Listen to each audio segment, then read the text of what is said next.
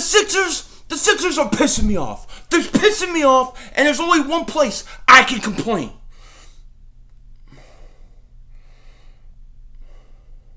Hey, it's Bros. Thanks for calling the 24/7 Anytime Hotline. Please leave your 30 to 45-second message after the beep for a chance to make my next YouTube video and podcast. Yeah. This is a unanimous caller. I just want to say the Sixers stink. Yo, everybody, how you doing? King Dingbat here. So today we have come with the hell is that? It's a big ass dog. Dallas still stinks. Yo, everybody, how you doing? King Dingbat here. So first, let me start off and say, I know it's been way too long since I've done Sixers stuff. That is on me. I apologize. I wanted to stream last week's game versus Celtics. I got sick, had the flu. It was bad. There was no way I was going to be able to even talk because I thought I might have strep throat. So that was hard. Then on Thursday, my youngest daughter's sick. My wife's not home. My oldest daughter's not home. So it was just me and her, and I had to take care of her because she was having what I basically had that weekend. So I couldn't do yesterday's game, which let's be honest, I lost my mind watching that game last night. So it's probably a good thing that I didn't stream it. Now I'm gonna start doing Sixer stuff included with the Eagle stuff. And I'm going to have to look at the schedule, see what games we can stream. This very video will probably come out towards the third, fourth quarter of the Sixers-Grizzlies game. Depends when I get home, because I'm going to get home a little late after it starts.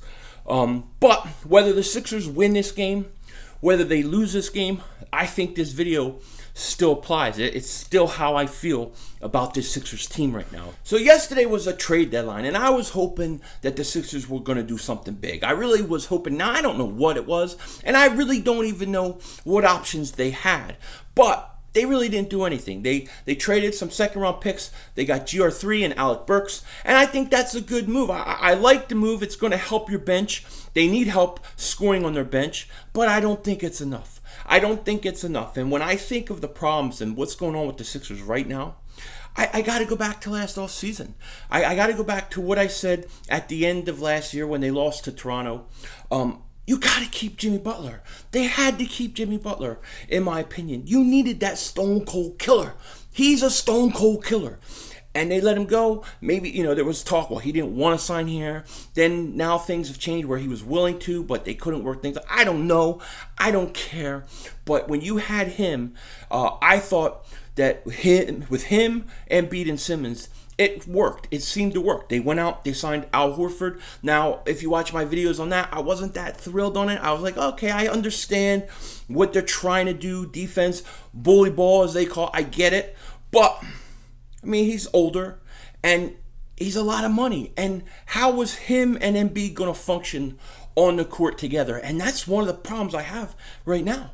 You have nobody who's a real scorer. You don't have that real stone cold killer, okay? You have Al Horford and Embiid. When they're on the court together, there's no space.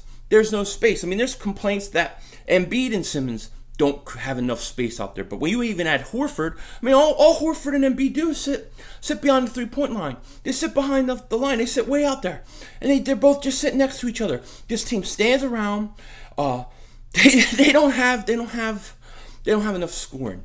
They don't have enough scoring. Now, I don't know how to turn this around. And that's not the only problems. There are more problems. That's just the start of it from the off season. Ben Simmons, when Jimmy Butler left, to me, it was so important that Ben Simmons became a guy who could start to shoot, could start to be that guy, take on that role that Jimmy Butler was leaving behind.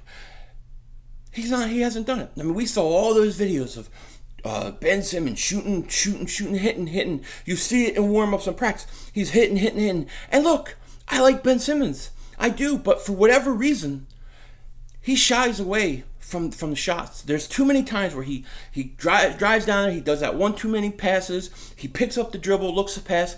Sometimes he just needs a pull-up. The defense is always backing off on him, daring him to shoot, and he doesn't want to. And I think some of it it has to do exactly what Charles Barkley said. I gotta tell you, I think they're very soft. I think this may be the softest team in the NBA. It seems like it.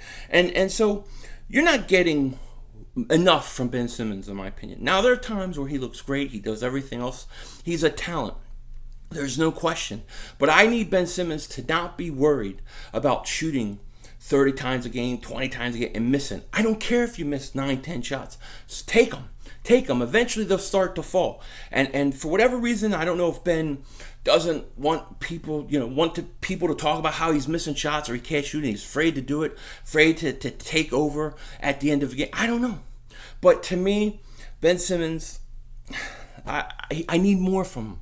I need more from him. And then the thing that really has been upsetting to me more than probably anything is kind of Joel Embiid.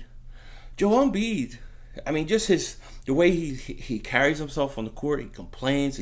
So it seems like he doesn't hustle. Sometimes he just stands around, takes way too many three-pointers. Him and Horford take way too many three-pointers. And I don't like what I'm seeing from Joel Embiid. I swear, to me, sometimes he doesn't seem engaged.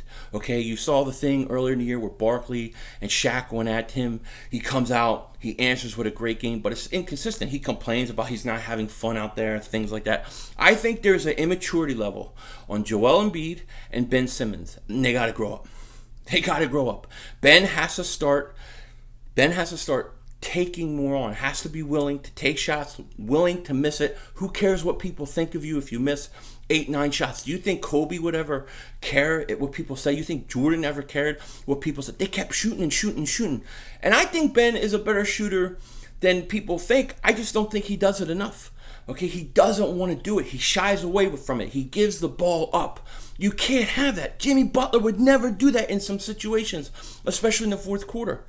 And then, Embiid, I know he hurt himself, and I know he may still be hurt, but even before that, he's complaining about not having fun. You see it in the way he hustles sometimes. You see it the way he carries himself on the court. It's horrible.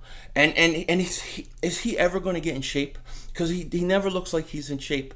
He never looks like he has any stamina. I know he's a big guy, but my gosh, So these are all upsetting things. And then on top of it, I mean, I just think Brett Brown, I think he's losing his team. I think he doesn't have answers. He's got to change things up. I don't understand how you can have Horford and Embiid out on the court at the same time. You have to stop it. Horford has to come off the bench. He has to come off the bench. It'll create more space for Embiid and Ben, but just too many times they're standing around this team.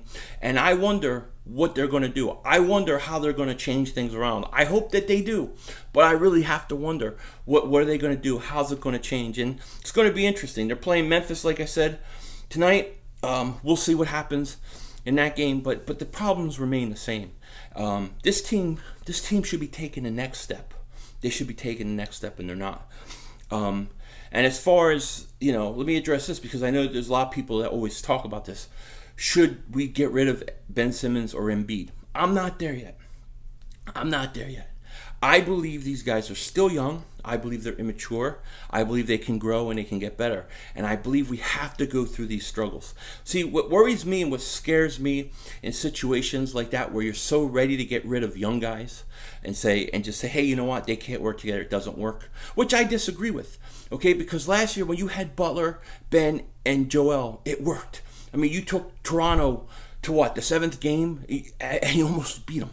Okay, they could have gone far. If they would have kept Jimmy, in my opinion, this team, and fixed that bench, I think they would be a lot better off. But I think that a lot of these guys don't fit together. I understand they want to play bully ball and all that, but you got to have somebody that can score.